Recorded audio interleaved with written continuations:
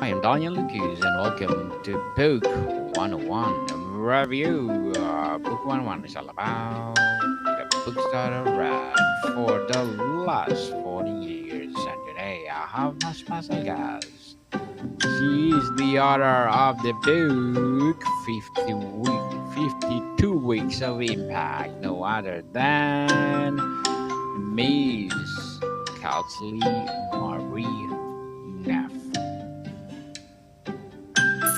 Yes, thank you so much for having me on, Daniel. I'm excited to be here.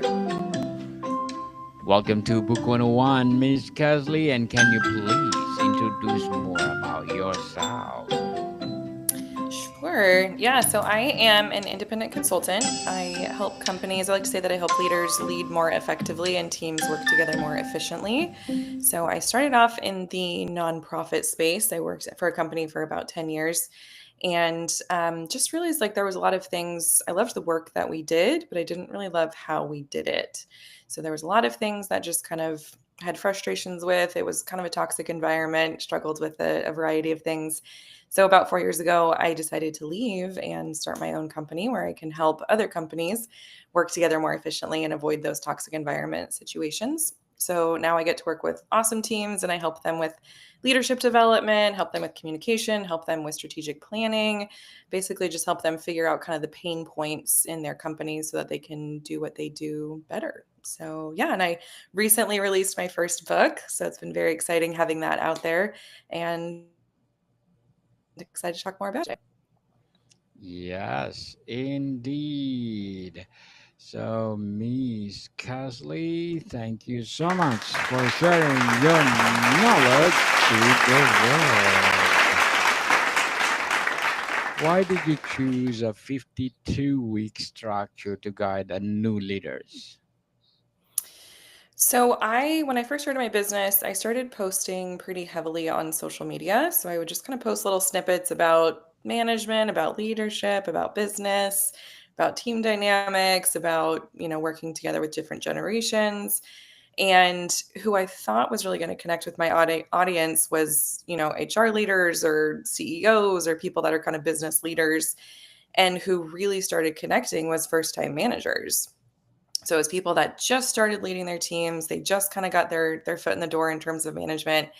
And they were reaching out in such a desperate way and saying, I'm getting no training, I'm getting no support, and my boss threw me into this and I have no idea what I'm doing. And I'm not, I'm told to sink or drown and, or swim or drown and to teach myself. And so people were just asking for resources and support. And so when I worked at my other job in that nonprofit company, a big part of my job was training new leaders. So I developed a training program for first time managers, and then I've worked with hundreds of leaders since then.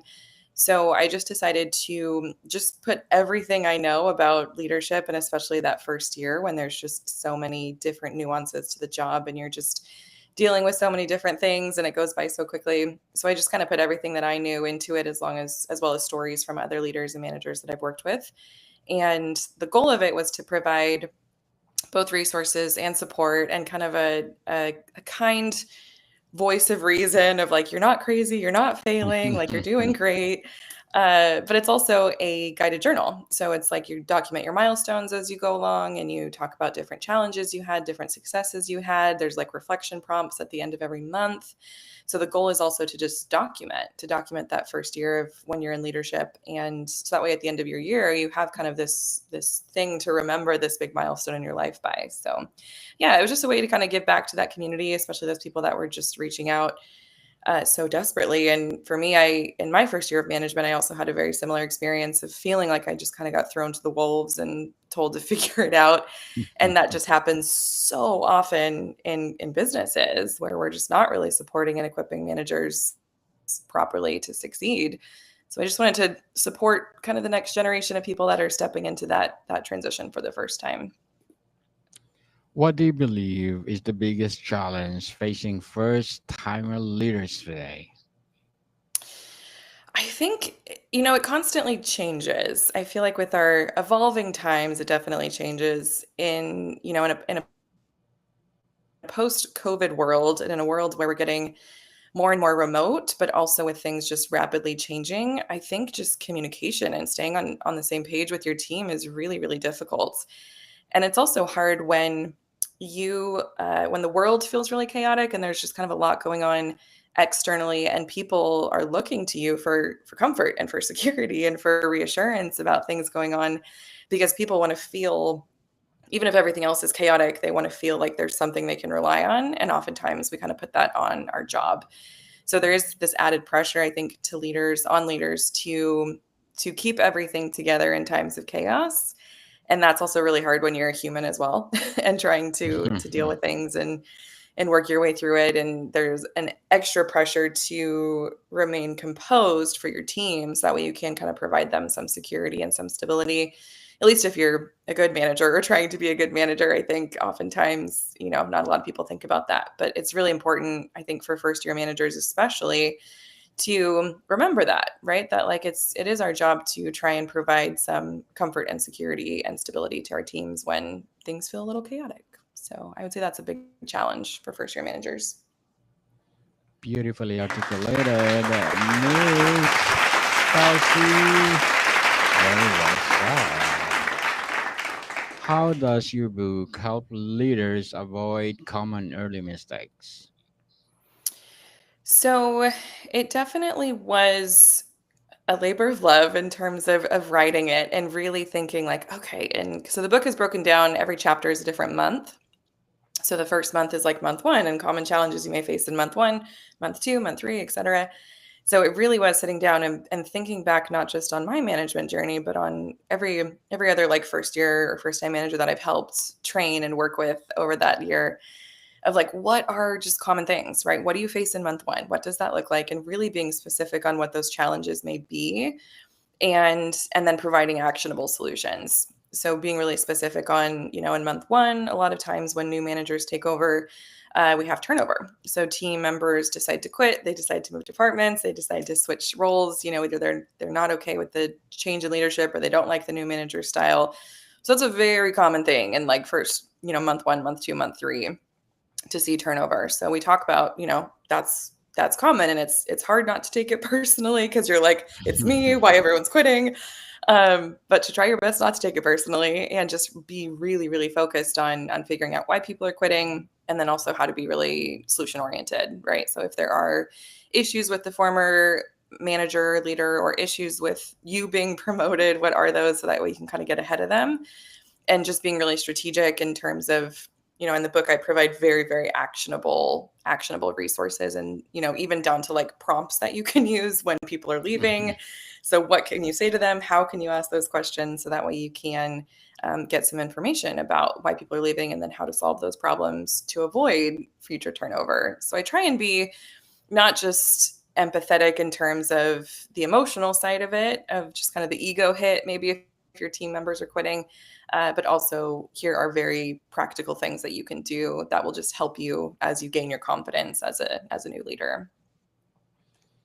Miss Kelsey, let's talk about the structure and approach of the book. How is the book organized? Is it one lesson per week, or does it build in stages? Yeah, so there's a couple different formats that I use in the book. So each chapter is a different month. And then at the very end of the month, there are the same three questions that you can use as a guided journal. So it's talking about, what are your big successes for the month? What were your big challenges for the month? And then what are some milestones that you want to remember? What was something that happened this month that you just want to document and talk about? And I do those three very intentionally because we don't celebrate our successes enough, right? Especially in leadership and especially in management. We're constantly looking at like, how are we failing? What are we doing wrong? But it's really important to remember the successes too. And it's really important to document those things. And then the challenges, it's important to document that as well. So that way, in month 6, 7, 8, you can look back at month one and be like, oh, wow, I've grown a lot, because this thing I really struggled with in month one is no longer a challenge. It's no longer something I'm dealing with. So it's kind of a good way to see your progress. And then just milestones, right? Remembering those big things that happen that we want to remember and want to document. And then the other structure that I have in the book is I break it down into different uh, I like to call them challenges. My editor didn't like that word. She was like, can we have like a nicer word to do that? But it's just different activities that you can do to strengthen the three areas of your leadership. So I break it down into me, we, and us. So what's like your own personal development or professional development that you can do for the month? What's something that you can do for your team, that we aspect? And then what's something you can do for the organization as a whole? So it's just really specific little activities that you can do or things to focus on. So whether that's like setting a professional development plan, or whether it's doing a strengths assessment, or figuring out a tool that you can provide for your team to help them with, something, or figuring out an appreciation for your team. So yeah, so having just kind of like suggestions for little things that they can do as they're developing in that first year. And it's totally up to the reader whether or not they want to do those or kind of put them in their back pocket for another time. But again, just providing as much strategic resources and practical things to do as possible. What unique leadership principles or frameworks do you introduce in the book?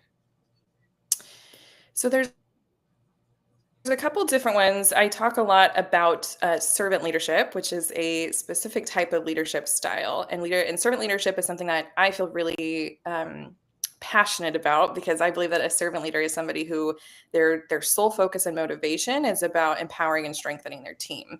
So rather than having it being really about the bottom line, or really about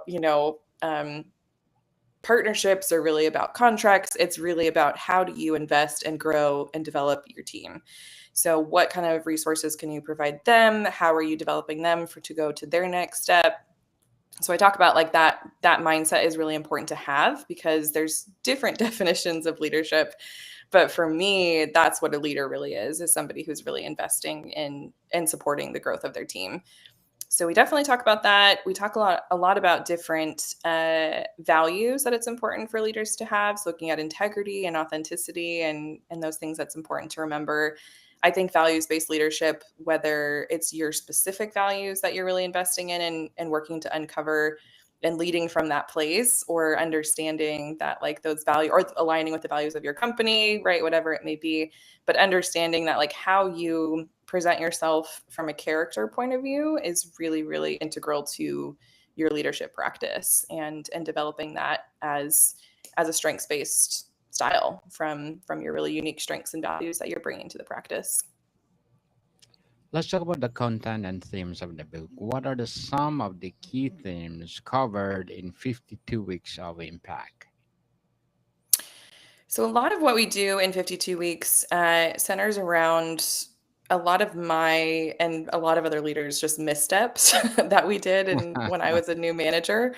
And that was changing things too quickly. So I think as leaders, especially new leaders, you're so excited for the opportunity. And so you just kind of jump in with both feet and like, we're going to change this, and this, and we're going to fix that. And we're going to, alter all of these things. And that passion is important and it's great. And we want to see those changes oftentimes. But at the same time, if you do that too quickly, it can really cause a lot of damage and it can really ruin your credibility as a leader. So I like to say that you should not make any changes for the first 90 days of your time as a manager, because you really want to work to understand the systems and understand the practices and understand the company and the team and all of the nuances of that before you jump in to change things. So a lot of the book is kind of based on breaking it down into those different sections. So we have and I do base it on Bruce Tuckman's change management theory and group interrelations theory. So we're looking at like what happens when you first get there, and we like to say we start with storming, right? So it's all kind of chaotic and everything's kind of a mess, and then you move on to norming, which is things are kind of streamlined a little bit. So there's different kind of phases you go through when you're working with a group and when you're working with change management. But we talk about, after you kind of understand the systems, what is the process you can take to really create not just lasting change, but really authentic change. That's not just you coming in saying, I don't like this, so we're going to shift it, but really understanding like, is this what the group needs and what the company needs to be successful? And how do we do this in a strategic way? So that way we're not just burning people out. Because if you're just like, we're going to change this, we're going to change that, and constantly putting people through that, then people get really, really tired of that. And it's hard to kind of keep up with that. And it really ruins your credibility as a manager. So we talk about just the overarching theme is like being strategic with that change management, and how do you go in and really understand the needs before going through the process of kind of shifting everything to make it better and more optimal. Totally agree with you, Miss Kelsey. What will be your short-term and long-term goals as a writer? Ooh, good question. Short term, I'm definitely still kind of working with 52 weeks. It was so interesting because it was my first book, and I wrote the first draft very, very quickly. The idea came to me through meditation. Actually, I was meditating, and I had this idea of like, oh, the title just kind of like fell into my head, and I was like, that would be really cool to just like write a really practical guide for first year managers, because there's really not a lot of resources out there specifically for that audience. And then I wrote my first draft in a month. I literally sat down and was like, and it just kind of fell out. And I was like, oh, this is great, this is awesome. And then I started working with an editor, and I realized like the writing part is not the hard part, it's the editing part. So it was another maybe year and a half of just kind of editing and revising and editing and revising and editing and revising constantly. So yeah, so now that 52 weeks is out there, I'm in working to just kind of get it out to different audiences and see who connects with it, and provide it as a resource to different companies, and especially companies that employ a lot of first time managers. So working on getting that out there. I do have plans for other books as well. My next kind of big project that I'm working on is really studying toxic work environments and understanding what are the different nuances to toxic work environments, what are the different warning signs, how do they present differently, and also what are the significant impacts on people. So if you work for a toxic environment, how does that really impact your life? How does it impact your financial standing? How does it impact your relationships? So I'm wanting to do some research around that and really understand, these experiences that people are going through working in these environments, and how companies can work to prevent that. And then that's kind of the plan for the next book. So I'd like to have that as my next goal, and that's probably a couple years out. But I'll keep working on 52 weeks and getting it out to audiences, and then start that project also on the side. So it's pretty exciting. Good luck to your goals, Miss Kelsey, and looking forward for more and more 52 weeks of impact. And what will be your advice for those people out there who want to write their own book? Hmm. Um, I think I think it's understanding that the timeline is going to be a lot longer than you think it will be. and and it should be, right? It's definitely something that once somebody told me, I think it was my editor that told me, once it is out there, you can't take it back. So making sure that Yes. you really put a lot of time into it, and you really make sure, whether you're self-publishing or going through a traditional publisher, whether you are really, really happy with it. And you're never going to be 100% happy. There's still things that I look at with 52 weeks and being like, oh, I should have done that different or changed that. But you really want to take your time with it and make sure you do put a lot of care and consideration into it, and get it as close to perfect in your eyes as possible before you release it. Because if you rushed it, and there were definitely things that I rushed at the end that I would go back and do differently. So understanding like especially at the end, it's like it's a stretch, like it's a marathon. And at the end, when you're like, I've spent a year and a half on this, I'm tired, I just want it out there. Being really intentional with those last couple weeks and couple months, and not rushing it, because you can't take it back. Once it's out there, it's out there. So really understanding that it's such a labor of love as a writer to put it out there, and making sure that you do yourself justice in terms of having it be what you want it to be as an end product. Certainly, Miss Kelsey, totally agree with you. What kind of transformation do you hope leaders will experience by the end of their first year using your book? Hmm. I think I just really want leaders to know that they're not alone. right? That you're not alone and you're Yes. not failing and you're not a bad person or a bad manager. It's just a hard job. It's just a really, really hard job when you sign on to a management position and a leadership position. And I'm hoping that people understand, that there are other people that are in their experience and share their feelings. And I talk a lot in the book about like finding your community, right? And finding other people who are in similar positions, whether that's in your company or whether it's just in your community, or even if it's online, right? Finding some kind of network and community is so important because, especially if you're at a smaller company, like it can feel very lonely. It can feel very isolating and feel like, you can't necessarily hang out with the people you're now overseeing because there can be weird dynamics with that. And if you don't have a lot of other people that are at your similar position, it can just be so isolating. So I just really hope people understand they're not alone. They can do it, and they will be successful if they just invest in their own growth and in their team's growth. And it just takes a little bit of time and effort and intention, but if you're passionate about it, you definitely can grow into a really, really great leader. So I hope people feel empowered by the end of it and they feel like they're not alone and they have developed some skills and some confidence and also just some community as well around their leadership practice. Miss Kelsey, how can readers adopt the weekly lessons if they are leading remotely or managing hybrid teams? Yeah, that's a great question.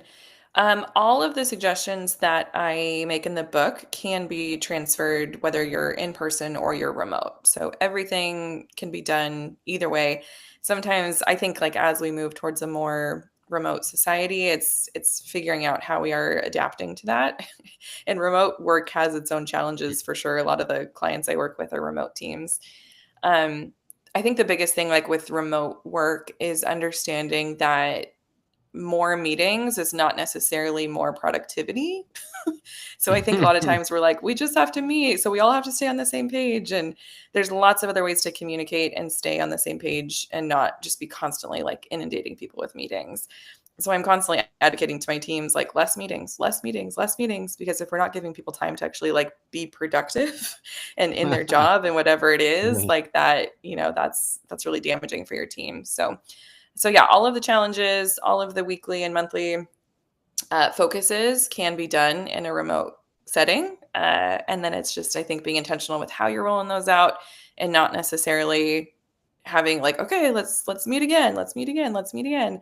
Understanding like your role as a leader is to be really strategic with those things. So it takes a lot of time on your own to kind of work through and process and figure out like, okay, how can I use this and adapt it for what my team needs and for what's going to be the best way to roll it out in a either remote setting or an in-person setting or whatever your structure looks like. Very well said, Miss Kelsey. Very well said. And before we wrap up our discussion for today, I'm inviting you to please do listen to my other podcast, Music 101, and it's third season, people. Third season with Mm. Mr. Jim Mick Smith. And Music 101 is created to empower music itself and, of course, legendary icon in the music industry. So please do listen Music 101 wherever you listen your podcast.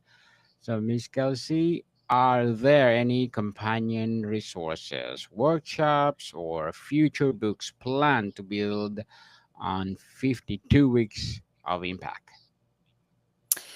Yes. So I do have a workbook. So as you're reading 52 Weeks of Impact, there's a lot of things that are like, asking you to write and reflect and like do your challenges. And so I have a workbook that you can use as you're going through it that just kind of helps you do all those activities in a little bit easier way.